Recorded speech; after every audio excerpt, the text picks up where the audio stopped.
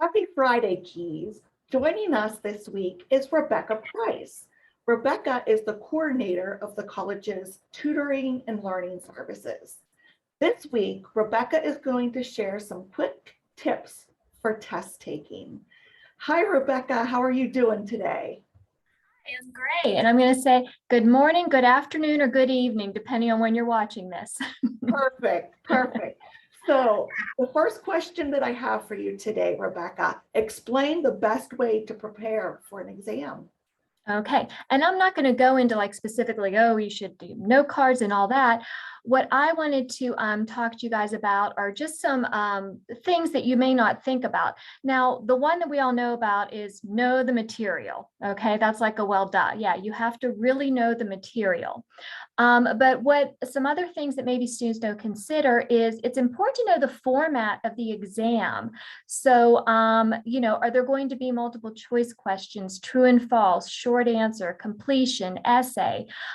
Because there are strategies for different types of questions, and that could maybe be another topic that we cover. But yeah, there are strategies for that, so it's a good idea to know, because then you can prepare a little bit better. Know the location of the exam. In my mind, I'm thinking about final exams since they're coming up. Just in case it's in a different location and so forth. But yeah, you want to make sure you know where it is, and you arrive on plenty of time so you're not like rushed in there. You don't need to add any anxiety, that you might already be feeling before you take an exam. Know whether or not there are any teacher approved materials you're allowed to use for the exam. Did the teacher say you're allowed to have one note card or one sheet of notes, or are you allowed to have a calculator? What type of calculator?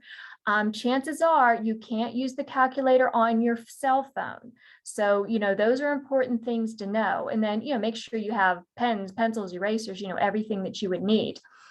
And then also, is there a time limit to complete the exam? Is it going to be timed? That's important to be aware of too. And, if that causes any stress, then, you sort of want to practice, maybe take some practice tests and time yourself, so that and it's also important, like if you're skipping questions and going back to them, that's a strategy you guys may have heard of before. You want to be aware of the, is it a time limit, or, do I, is it just until I'm done, and so forth.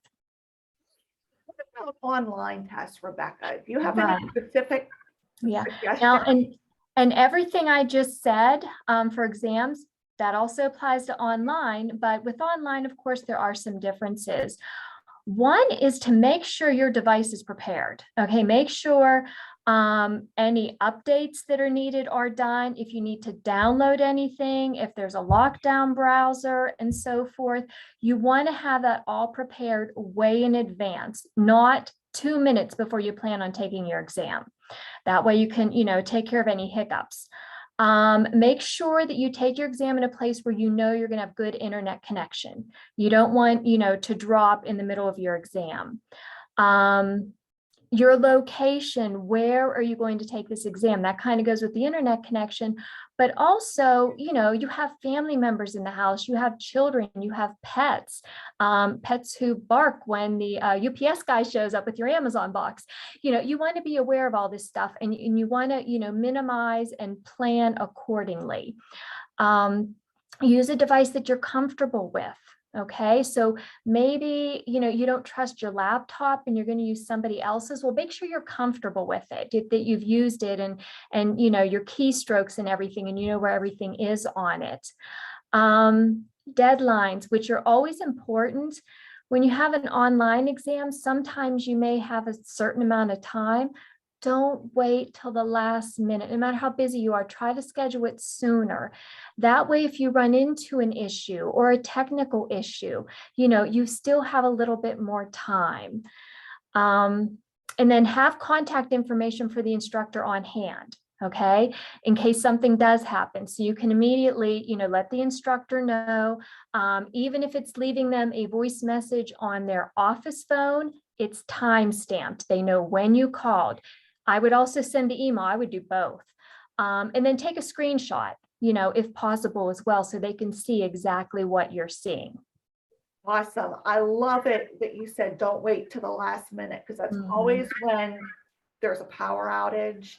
The internet goes Exactly. out right when you have to take the test. Right, right. Yes. Just expect that's going to happen. So plan ahead of time.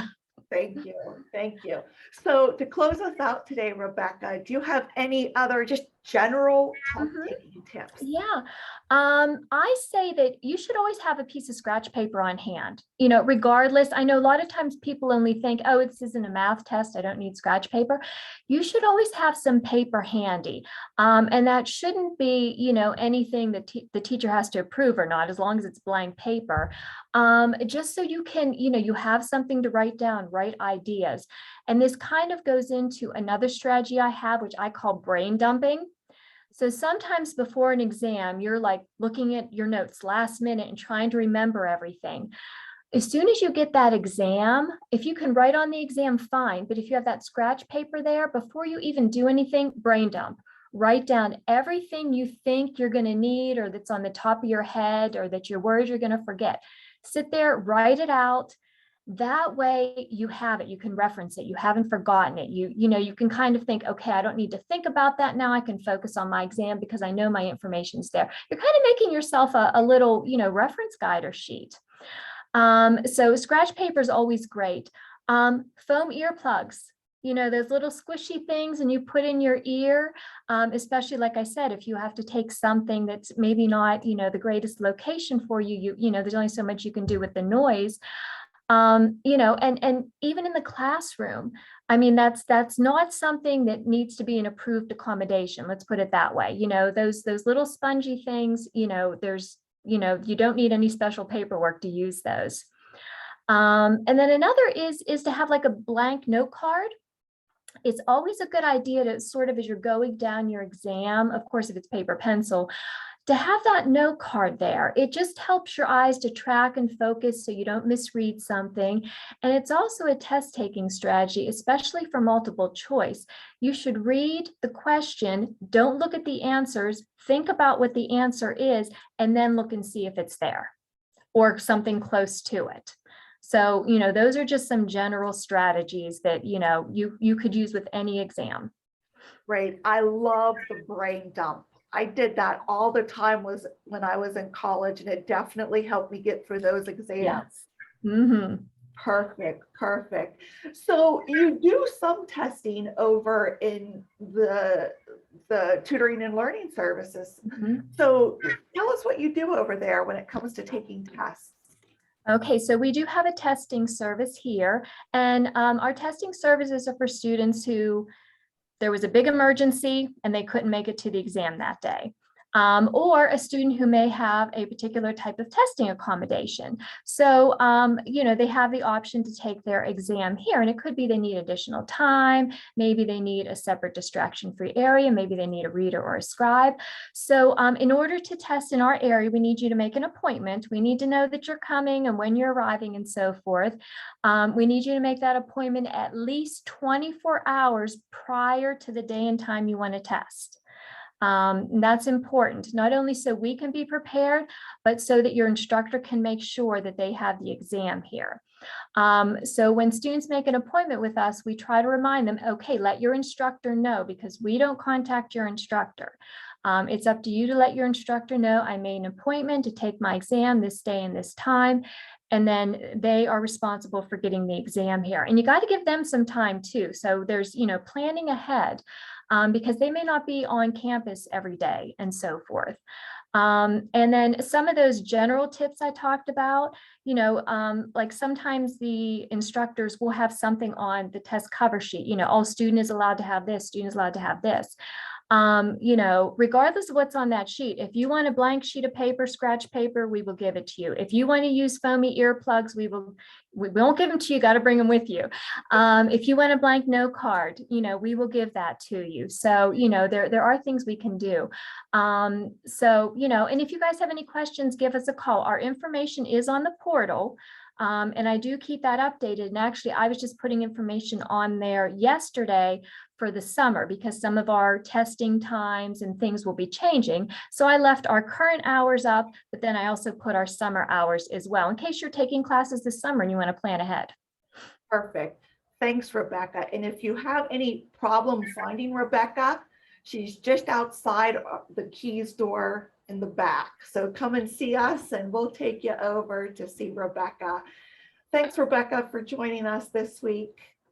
You're welcome. Have a great Friday, everybody. Have a great week and good luck on those final exams coming up. Yes, thanks.